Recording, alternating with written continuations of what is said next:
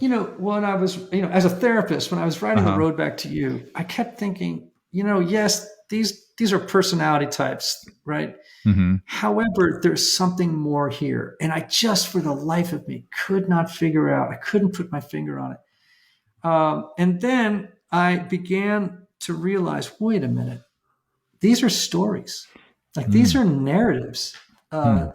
they're broken stories that kids unconsciously craft in childhood in order to explain to themselves and others who they are and how they think the world works.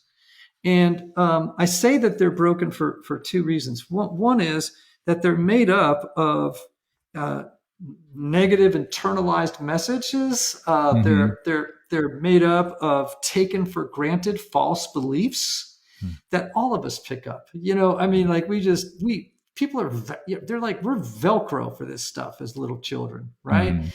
Hmm. And then the problem is, of course, is that we unconsciously drag these broken stories into adulthood and continue to inhabit them, even though they are so self-defeating and self-limiting for us now. They served us as little people, right? They gave us a narrative around which we could make sense of life. But as adults, they really undo us as human beings.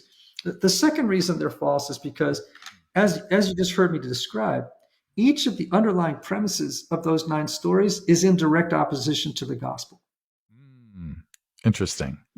You don't have to be perfect to be loved, ones. You don't Yeah. have to meet the needs of others in order to be loved, twos. You don't have to be successful. You know what I mean? I could go through all of Yeah. them Yeah. and say those are bad stories and that we have the agency, we have the freedom. I believe that we have the obligation as the narrators of our lives Yeah. to write new stories in which that are aligned with our values and our beliefs, our spiritual convictions, Yeah. because then we will move with more emotional and spiritual wisdom through the world.